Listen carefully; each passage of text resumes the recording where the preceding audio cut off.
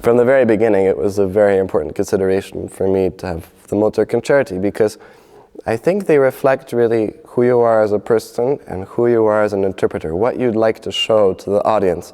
They're not pieces that are technically difficult, but are easy to show off with. These pieces are really, if you want to make an audience become involved with you, it has to be something that comes from the heart. And only something that comes from the heart can really speak to the audience, no matter if it's a CD audience or a live audience. These concertos and those of Mozart are special in that way. You can't just record them and play perfect technically and expect that'll be what the audience loves. It's something that has to have a communication. That was very important for me, to present myself as a musician and not as a virtuoso, because that's who I am as a person. When I play concerts, I'm not one to make lots of gestures and to play as fast as possible just for the effect. I think I have something more to offer in the music. I have something more to say. And I felt also that I'm 16 and there's so many great interpretations of these concertos, and I'm not trying to suddenly throw them all around and say, no, they're not good. That's absolutely not what I try to do, and never is my intent. But as Glenn Gould once said, it's always important, if you want to record or play something, to have something new to say, something different to say. And I felt I had something different to say than from what I've heard, and I hope that's also what the audience will experience.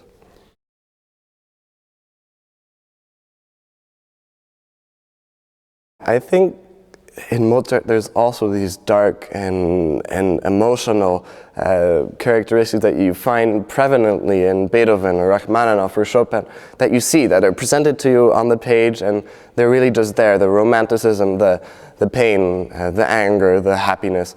In Mozart it's all much more reserved, much more like the times that he was writing in, but it's all there and you have to find it for yourself. It's not something that's just presented, you play, and the music comes out.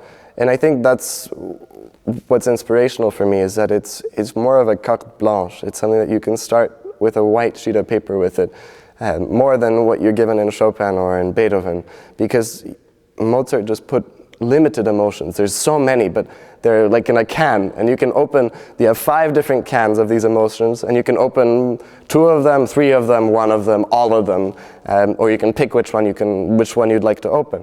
And that's the real fun part about this, is that I think from each one of the takes that I did here, there's something that's different in it. A different emotion. There might be a part which was really dark one time, really sad. There might be a part, and that part might be angry in another take, or determined. Might be something completely different. And that's what's so fun with this Mozart, is not like a presented piece to you complete.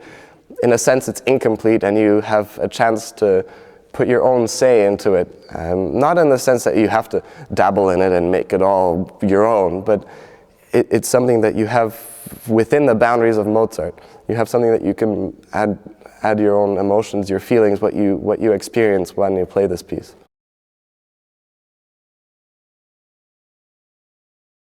You have that in Mozart, that he often wrote something that was very contrasting at the same time.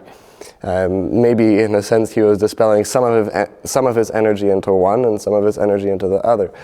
And that's one of the reasons, of course, that I'm recording number 20 and number 21, or 466 and 467, because they were really written at the same time. So they have similar ideas expressed in different ways.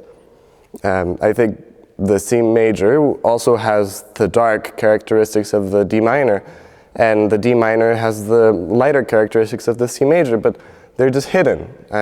It's something that's not prevalent in the concertos, how you hear it, but they're there. And so I think that's why it's a very special. These are two very special concertos, because of how they were written at the same time, and how simple they are, and yet how intricate they are at the same time.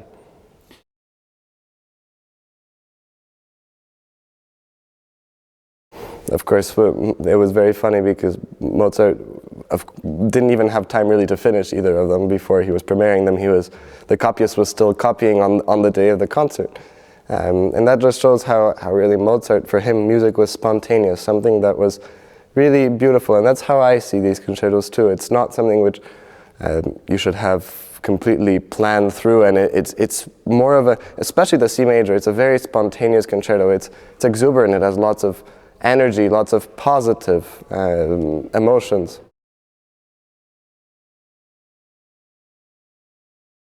The beauty about Mozart's music is that in the end of the day, after you've heard it, you might go and read a book, you might go and garden. In this world where technology is so pervasive that's much of what we do in our free time is to check what's on Facebook, what's going on online, what's going on. It's so fast, and that's great, but at the same time this music makes you take a step back. It's something that really makes you take a step back from that kind of life, and also makes you step in to the music itself. And I think it's a very spiritual experience when you do listen to the whole concerto, but especially the second movement.